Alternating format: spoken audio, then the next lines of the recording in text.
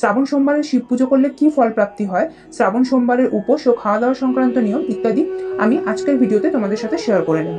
তাছাড়াও বিশেষ মনস্কামনা পূরণের জন্য শ্রাবণ মাসের সোমবারে কোন কোন বিশেষ দ্রব্য শিবলিঙ্গে নিবেদন করা যায় সেগুলিও আজকের ভিডিওতে আমি তোমাদের সাথে শেয়ার করে নিচ্ছি। তাহলে চলো বন্ধুরা, ভিডিওটি শুরু করা যাক। এবার চলো বন্ধুরা, শ্রাবণ মাসের সোমবার শিব পুজো করলে কি ফল প্রাপ্তি হয় সেটা জেনে নেওয়া যাক। বাংলা ক্যালেন্ডারের চতুর্থ মাস অর্থাৎ এই শ্রাবণ মাস হলো দেবাদিদেব মহাদেবের উদ্দেশ্যে উৎসর্গীকৃত মাস। প্রত্যেক শিব ভক্ত অধীর আগ্রহে এই শ্রাবণ মাসের জন্য অপেক্ষা করেন। শ্রাবণ মাসের প্রতিটি দিনই শিব পূজার জন্য প্রশস্ত, তবে শ্রাবণ সোমবারের বিশেষ গুরুত্ব রয়েছে, কারণ সোমবার হলো শিব ঠাকুরের বার। ভক্তি এবং নিষ্ঠা সহ শ্রাবণ মাসের প্রতিটি সোমবার দেবাদিদেব মহাদেবের পুজো করে যদি তাকে তুষ্ট করা যায়, তাহলে বাবার কৃপায় কোনো মনোবাঞ্ছাই অপূর্ণ থাকে না। শ্রাবণ সোমবারের ব্রত পালনের ফলে জীবনে সুখ সমৃদ্ধি এবং সাফল্য আসে এবং সাংসারিক জীবন সুখের হয়। এছাড়াও এই ব্রত পালন করলে সন্তান প্রাপ্তির ক্ষেত্রে বাধা দূর হয়। অবিবাহিত পুরুষ এবং নারীরা যদি শ্রাবণ সোমবারে ভক্তি ভরে মহাদেবের পুজো করেন, তাহলে বিবাহ সংক্রান্ত বাধা দূর হয় এবং মনোমত জীবনসঙ্গী পাওয়া যায় বলে বিশ্বাস করা হয়। বন্ধুরা, শ্রাবণ সোমবারের ব্রত পালনের কিছু সাধারণ নিয়ম আছে, এবার সেগুলি আমি তোমাদের সাথে শেয়ার করে নিচ্ছি। শ্রাবণ মাসের প্রতিটি সোমবারের আগের দিন অর্থাৎ রবিবার সংযম পালন করা উচিত এবং একবেলা বিশেষ করে রাতে নিরামিষ খাওয়া উচিত। ব্রতের দিন অর্থাৎ সোমবার কারোর সাথে কলহে লিপ্ত হওয়া বা কাউকে কটু কথা বলা উচিত নয়। এই দিন দিবানিদ্রা নিষেধ এবং সারাদিন মনে মনে মহাদেবের নাম স্মরণ করা উচিত। প্রদোষকাল অর্থাৎ সূর্যাস্তের 1 ঘন্টা আগে থেকে 1 ঘন্টা পরের সময় শ্রাবণ সোমবারের শিব পুজো করার সর্বাধিক প্রশস্ত সময়। তবে সম্ভব না হলে সকালেও পুজো করা যেতে পারে, তবে সেক্ষেত্রে অবশ্যই বেলা 12টার আগে পুজো শেষ করতে হবে।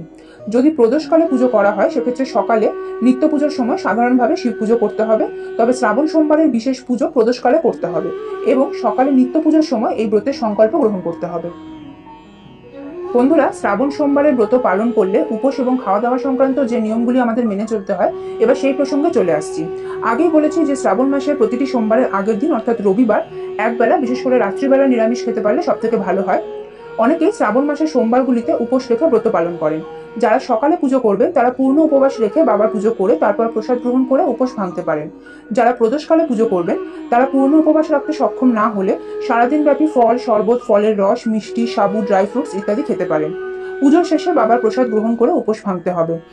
এই ব্রত পালন করলে সারাদিনে একবারই ভরপেট খাওয়া যায়, তবে অন্ন গ্রহণ করা যাবে না এবং তেল ও নুন বর্জিত খাবার খেতে পারলে সব থেকে ভালো। ব্রতের নিয়ম অনুযায়ী শুধুমাত্র চাল নয়, গম এবং ডাল জাতীয় খাবারও এই দিন এড়িয়ে চলা ভালো। গম থেকে তৈরি আটা, ময়দা বা বেসনের কোনো খাবার খাওয়া যাবে না, তবে বাজরা থেকে যে আটা বা ময়দা তৈরি হয় তা গ্রহণ করতে কোনো বাধা নেই। বন্ধুরা, শ্রাবণ মাসে সোমবারের নিয়ম মেনে এবং অন্তরের সবটুকু ভক্তি এবং নিষ্ঠা সহকারে শিব পুজো করলে আমরা ভোলানাথের বিশেষ কৃপা লাভ করতে পারি। একই সাথে শ্রাবণ সোমবারে শিবলিঙ্গে কিছু কিছু বিশেষ সামগ্রী যদি নিবেদন করা যায়, তাতে জীবনের অনেক বাধা বিপত্তি কাটিয়ে ওঠা যায় এবং আমাদের অনেক মনস্কামনা পূরণের ক্ষেত্রেও এগুলি বিশেষভাবে সহায়তা করে বলে মনে করা হয়। যেমন আমরা জানি যে শিব পুজোয় অপরিহার্য ফুলগুলি হলো ধুতরা ফুল, আকন্দ ফুল এবং নীল অপরাজিতা ফুল। এই ফুলগুলি মহাদেবকে নিবেদন করার বিশেষ তাৎপর্য রয়েছে। ধুতরা ফুল নিবেদন করলে সন্তান লাভ সম্পর্কিত বাধা দূর হয়। নীল অপরাজিতা ফুল আমাদের মনস্কামনা পূরণে সাহায্য করে এবং আকন্দ ফুল নিবেদন করলে জীবনে মান সম্মান এবং যশ লাভ করা যায়। এছাড়াও জীবনে হঠাৎ অর্থপ্রাপ্তির যোগ চাইলে শিব ঠাকুরকে জুঁই ফুল নিবেদন করা উচিত। মানসিক দুশ্চিন্তা এবং অবসাদ থেকে মুক্তির জন্য মহাদেবকে শিউলি ফুল নিবেদন করা যায় এবং পারিবারিক শান্তি ও সম্প্রীতি বজায় রাখার জন্য মহাদেবকে সাদা পদ্ম নিবেদন করা যেতে পারে। এছাড়াও শ্রাবণ মাসে শিব ঠাকুরকে গোটা লবঙ্গ, গোটা গোলমরিচ, বিউলির ডাল এবং ছোলার ডাল নিবেদন করারও বিশেষ তাৎপর্য রয়েছে। মনে করা হয় শ্রাবণ মাসে যদি মহাদেবকে গোটা লবঙ্গ নিবেদন করা হয় তাহলে মহাদেবের আশীর্বাদে আর্থিক সমস্যা ধীরে ধীরে কাটতে শুরু করে এবং জীবনের অন্যান্য ক্ষেত্রেও সংকট মুক্তি ঘটে। গোটা গোলমরিচ মহাদেবকে নিবেদন করলে রোগ নাশ হয়। এছাড়াও যাদের শনির দশা চলছে তারা যদি শিবলিঙ্গে বিউলির ডাল নিবেদন করেন তাহলে মহাদেব এবং শনিদেব উভয়েরই আশীর্বাদ লাভ করা যায়। এবং বিবাহ সংক্রান্ত বিভিন্ন ধরনের বাধা দূর করার জন্য শিবলিঙ্গে ছোলার ডাল নিবেদন করা যেতে পারে। এতে খুবই ভালো ফল পাওয়া যায় বলে মনে করা হয়। বন্ধুরা, এই বিশেষ সামগ্রীগুলি শুধুমাত্র শ্রাবণ মাসের সোমবারে নয়, তোমরা সারা বছর মহাদেবকে নিবেদন করতে পারো। যদি প্রত্যেক দিন নিবেদন করা সম্ভব না হয় সেক্ষেত্রে তোমরা বছরের প্রত্যেকটি সোমবার নিবেদন করতে পারো। বন্ধুরা, শ্রাবণ মাসের সোমবারের শিব পুজোর অন্যতম গুরুত্বপূর্ণ অঙ্গ হলো শিব ঠাকুরের অভিষেক। শ্রাবণ সোমবারে আমরা সাধারণত মহাদেবকে পঞ্চামৃত দিয়ে এবং গঙ্গা জল দিয়ে অভিষেক করে থাকি। পঞ্চামৃতের উপাদানগুলি হলো কাঁচা দুধ, টক দই, ঘি, মধু এবং শর্করা অর্থাৎ চিনি বা মিছরি। এই 5টি উপাদান শিবলিঙ্গে নিবেদন করারও বিশেষ তাৎপর্য রয়েছে। এবার সেগুলি আমি তোমাদের সঙ্গে শেয়ার করে নিচ্ছি। কাঁচা দুধ দিয়ে শিব ঠাকুরের অভিষেক করলে সাংসারিক এবং কর্মক্ষেত্রের অশান্তি থেকে মুক্তি পাওয়া যায় এবং দীর্ঘায়ু লাভ হয়। দই দিয়ে মহাদেবের অভিষেক করলে জীবন থেকে দুর্ভাগ্য অনেকাংশে দূরীভূত হয়। বিশেষ করে গ্রহদোষ সংক্রান্ত যে সমস্ত সমস্যা আমাদের জীবনে আসে সেগুলি থেকে অনেকাংশে মুক্তি পাওয়া যায়। যারা দীর্ঘদিন কোনো শারীরিক অসুস্থতায় ভুগছেন তারা গাওয়া ঘি দিয়ে শিব ঠাকুরের অভিষেক করলে সুফল পেতে পারেন। এছাড়াও সন্তান প্রাপ্তির ক্ষেত্রে যদি বাধা থাকে সেক্ষেত্রেও ঘি দিয়ে অভিষেক করা বিশেষ ফলপ্রদ বলে মনে করা হয়। জীবনে মান সম্মান এবং কর্মক্ষেত্রে উচ্চ পদ লাভের জন্য মধু দিয়ে মহাদেবের অভিষেক করা উচিত। এছাড়াও মধু দিয়ে অভিষেক করলে আমাদের ব্যক্তিগত জীবনের বিভিন্ন সম্পর্কে মিষ্টত্ব বৃদ্ধি পায়, মানুষের আকর্ষণ ক্ষমতা বৃদ্ধি পায় এবং মনে শান্তি আসে। শর্করা অর্থাৎ চিনি বা মিছরি দিয়ে মহাদেবের অভিষেক করলে আর্থিক সমস্যা থেকে মুক্তি লাভ করা যায় এবং বৈভব বৃদ্ধি পায়। বন্ধুরা, পঞ্চামৃত দিয়ে মহাদেবের অভিষেক করলে যেরকম মহাদেব তুষ্ট হন সেই রকমই গঙ্গা জল দিয়ে অভিষেক করলেও মহাদেব অত্যন্ত খুশি হন বলে মনে করা হয়। গঙ্গা জল দিয়ে শিব ঠাকুরের অভিষেক করলে মোক্ষ লাভ করা যায় এমনটাই বিশ্বাস করা হয়। এছাড়াও গঙ্গা জলের সাথে সামান্য কর্পূর মিশিয়ে যদি ভোলানাথের অভিষেক করা হয় তাহলে জনপ্রিয়তা বৃদ্ধি পায়। কালো তিল মেশানো গঙ্গা জল দিয়ে অভিষেক করলে জীবন থেকে আস্তে আস্তে খারাপ সময় কাটতে শুরু করে। আতর মিশ্রিত গঙ্গা জল দিয়ে যদি শিব ঠাকুরের অভিষেক করা যায় তাহলে শারীরিক সুস্থতা লাভ হয় এবং যারা বিনোদন জগতের সঙ্গে যুক্ত বা পারফর্মিং আর্টসের সঙ্গে যুক্ত তারা নিজ নিজ কর্মজগতে সুনাম অর্জন করেন। এছাড়াও আখের রস দিয়ে শিব ঠাকুরের অভিষেক করানোরও বিশেষ তাৎপর্য আছে। মনে করা হয় শ্রাবণ মাসে যদি আখের রস দিয়ে মহাদেবের অভিষেক করানো হয় তাহলে আমাদের আর্থিক সমস্যা কাটতে শুরু করে এবং জীবনের সার্বিক উন্নতি ও শ্রীবৃদ্ধি ঘটে। আখের রস পাওয়া না গেলে তোমরা আখের গুড় জলে মিশিয়ে সেটা দিয়েও শিব ঠাকুরের অভিষেক করতে পারো। অবিবাহিত নারী এবং পুরুষরা যদি কেশর বা জাফরান মিশ্রিত কাঁচা দুধ দিয়ে মহাদেবের অভিষেক করেন তাহলে মনোমত জীবনসঙ্গী পাওয়া যায় বলে বিশ্বাস করা হয়। এছাড়াও শিব ঠাকুরকে ভস্য বা বিভূতি নিবেদন করারও বিশেষ তাৎপর্য আছে। আমরা ভস্য বা বিভূতি দিয়ে শিব ঠাকুরের অভিষেকও করতে পারি অথবা শিব পুজোর সময় শিবলিঙ্গে ভস্য বা বিভূতি নিবেদন করতে পারি। এতে মহাদেব অত্যন্ত তুষ্ট হন এবং জ্ঞানত বা অজ্ঞানত আমরা যে কোনো পাপ করে থাকলে তার থেকে মুক্তি লাভ করতে পারি। বন্ধুরা, এবার আমি তোমাদের সঙ্গে শ্রাবণ সোমবারের ব্রত কথা শেয়ার করে নিচ্ছি। শ্রাবণ সোমবারের ব্রত পালন করলে পুজোর শেষে অবশ্যই ব্রত কথা পাঠ করতে হবে ব্রতের সম্পূর্ণ ফল লাভের জন্য। তোমাদের কাছে যদি শ্রাবণ সোমবারের ব্রত কথার বই থাকে তোমরা সেখান থেকে ব্রত কথা পড়ে নিতে পারো, আর যদি বই না থাকে তাহলে তোমরা এই ভিডিও থেকে ব্রত কথা শুনে নিতে পারো। তাহলে চলো শুরু করি।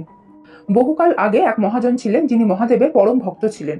তার কাছে ধন সম্পদের কোনো অভাব ছিল না, কিন্তু তিনি ছিলেন নিঃসন্তান। সন্তান লাভের প্রার্থনা নিয়ে তিনি প্রত্যেক দিন শিব মন্দিরে যেতেন এবং ভগবান শিবের উদ্দেশ্যে একটি করে প্রদীপ জ্বালাতেন। তার এই ভক্তি দেখে একদিন মাতা পার্বতী মহাদেবকে বললেন, হে প্রভু, এই মহাজন আপনার অতি বড় ভক্ত। যদি সে কোনো কিছুর জন্য আপনার কাছে প্রার্থনা করে তাহলে আপনার সেই প্রার্থনা পূরণ করা উচিত। মহাদেব বললেন, হে দেবী, এই মহাজনের কোনো পুত্র নেই, তাই এ সর্বদাই অসুখী থাকে। দেবী পার্বতী তখন বললেন, হে নাথ, তাহলে আপনি আপনার এই ভক্তকে পুত্র সন্তান প্রাপ্তির বর প্রদান করুন। একথা শুনে ভোলানাথ বললেন, পার্বতী, মহাজনের ভাগ্যে সন্তান সুখ নেই, তাই আমি যদি তাকে পুত্র সন্তান লাভের বর প্রদান করি সে মাত্র 12 বছর বয়স পর্যন্ত বেঁচে থাকবে। একথা শোনার পরেও মাতা পার্বতী মহাদেবকে বললেন, এই ভক্তকে তোমার পুত্রের বর দিতেই হবে, নইলে তোমার পুজো সবাই করবে কেন? দেবী পার্বতীর বারংবার অনুরোধে মহাদেব ওই মহাজনের স্বপ্নে এসে তাকে পুত্র সন্তান লাভের বর প্রদান করেন এবং একই সাথে তার পুত্র যে স্বল্পায়ু হবে সে কথাও স্মরণ করিয়ে দেন। সবকিছু শুনে মহাজন সুখী বা দুঃখী কোনোটাই হলো না। কিছুদিনের মধ্যেই মহাজনের স্ত্রী গর্ভবতী হলেন এবং সময় মতন তিনি একটি সুন্দর পুত্র সন্তান প্রসব করলেন। পরিবারে আনন্দের বন্যা বয়ে গেল, কিন্তু মহাজন সেই আনন্দে অংশীদার হতে পারলেন না, কারণ তার পুত্রের স্বল্পায়ু হওয়ার কথা তিনি কাউকে জানাননি। ছেলেটির বয়স যখন 11 বছর তখন মহাজনের আত্মীয়রা তার বিয়ের ব্যবস্থা করতে বললেন, কিন্তু মহাজন স্থির করেন তিনি তার পুত্রকে কাশীতে পড়াশোনা করতে পাঠাবেন। তিনি তার শ্যালককে ডেকে পাঠালেন এবং তার উপর ছেলেকে কাশী নিয়ে যাওয়ার দায়িত্ব অর্পণ করলেন। সেই সঙ্গে এও বললেন, পথে যে স্থানে তারা থামবে সেখানে যেন যজ্ঞ করা হয় এবং ব্রাহ্মণ ভোজন করানো হয়।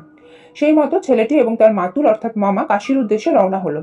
যে পথ দিয়ে তারা যাচ্ছিল সেখানে এক নগরে এক রাজকন্যার বিবাহ অনুষ্ঠান চলছিল। তবে রাজকন্যার সাথে যে রাজপুত্রের বিয়ে হওয়ার কথা ছিল তার এক চোখ অন্ধ ছিল। তাই পাত্রের বাবা সুদর্শন মহাজন পুত্রকে প্রস্তাব দিলেন সে যেন বরবেশে ঘোড়ার উপর বসে এবং বিয়ের সমস্ত অনুষ্ঠানে অংশগ্রহণ করে। বিনিময়ে সেই মহাজনের পুত্র এবং তার মামাকে অর্ধের অর্থ দেওয়ার প্রতিশ্রুতিও তিনি প্রদান করেন। মহাজন পুত্র এবং তার মামা রাজি হয়ে গেলে ছেলেটি বরবেশে বিয়ের বেদিতে বসে এবং সমস্ত অনুষ্ঠানে অংশগ্রহণ করে। যাওয়ার আগে সে রাজকন্যার শাড়ির পাড়ে লিখে দেয়, তুমি আমার সাথে বিয়ে করেছো, কিন্তু যে রাজপুত্রের সাথে তুমি যাবে তার এক চোখ অন্ধ। এরপর ছেলেটি তার মামার সাথে কাশীর উদ্দেশ্যে যাত্রা করে। ঘটনাচক্রে রাজকুমারী তার শাড়ির পাড়ে লেখা কথাগুলি দেখতে পায় এবং রাজপুত্রের সাথে যেতে অস্বীকার করে। ওদিকে মামা ভাগ্নেও কাশী পৌঁছে যায়।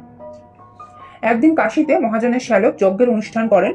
এদিকে মহাজনের পুত্র অনেকক্ষণ যাবৎ যজ্ঞানুষ্ঠানে না আসায় তার খোঁজ করতে গিয়ে মহাজনের শ্যালক দেখেন যে তার ভাগ্নে মারা গিয়েছে। তিনি অত্যন্ত দুঃখিত হলেন, কিন্তু শোক প্রকাশ করতে পারলেন না, কারণ তাহলে যজ্ঞের কাজ অসম্পূর্ণ থেকে যাবে।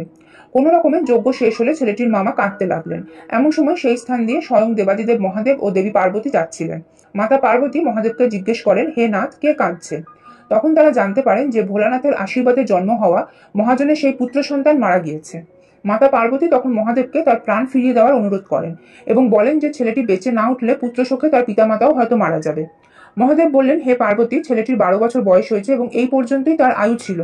কিন্তু দেবী পার্বতীর বারংবার অনুরোধে দেবাদিদেব তার প্রাণ ফিরিয়ে দেন। ছেলেটি ওম নমঃ শিবায় মন্ত্র জপ করতে করতে জেগে ওঠে এবং মামা ও ভাগ্নে মহাদেব ও দেবী পার্বতীকে অজস্র ধন্যবাদ জানিয়ে তাদের নিজ নগরের উদ্দেশ্যে রওনা দেয়। পথে সেই রাজকুমারীর সাথে দেখা হয় এবং রাজকুমারী মহাজন পুত্রকে চিনতে পারেন। তখন সেই দেশের রাজা তার কন্যাকে মহাজন পুত্রের সাথে পাঠাতে রাজি হন এবং সঙ্গে যৌতুক স্বরূপ প্রচুর ধনরত্ন এবং শস্য পাঠান। ওদিকে মহাজন এবং তার স্ত্রী অধীর আগ্রহে তাদের ছেলের জন্য প্রতীক্ষা করছিলেন। মহাজন প্রতিজ্ঞা করেছিলেন তার ছেলে নিরাপদে না ফিরলে তিনি নিজ প্রাণ ত্যাগ করবেন। ইতিমধ্যে মহাজনের শ্যালক এসে তাদের পুত্র ও পুত্রবধূর আগমনের খবর দেয়। আনন্দিত মনে মহাজন এবং তার স্ত্রী তাদের পুত্র ও পুত্রবধূকে সাদরে বরণ করেন। সেই রাতে ভগবান শিব মহাজনের স্বপ্নে এসে বলেন, আমি তোমার পুজোয় অতি প্রসন্ন হয়েছি। তোমার শিব ভক্তির এই আখ্যান যে ভক্ত পাঠ করবে বা শ্রবণ করবে তার সমস্ত দুঃখ দূর হবে এবং সকল মনোবাঞ্ছা পূরণ হবে। তাহলে বন্ধুরা, এই ছিল আজকে শ্রাবণ সোমবারের শিব পূজা সংক্রান্ত ভিডিও। আশা করি ভিডিওটা কিছুটা হলেও তোমাদের কাজে লাগবে। কেমন লাগলো তোমাদের আজকের ভিডিও আমাকে কমেন্ট করে অবশ্যই জানিও। ভালো লাগলে লাইক ও শেয়ার করে দিও। আর যদি তোমরা প্রথমবার এই চ্যানেলের ভিডিও দেখে থাকো তাহলে প্লিজ চ্যানেলটা সাবস্ক্রাইব করে নিও। আজকের ভিডিও এখানেই শেষ করছি। শ্রাবণ সোমবারের শিব পূজা বিধির ভিডিও খুব তাড়াতাড়ি আমি শেয়ার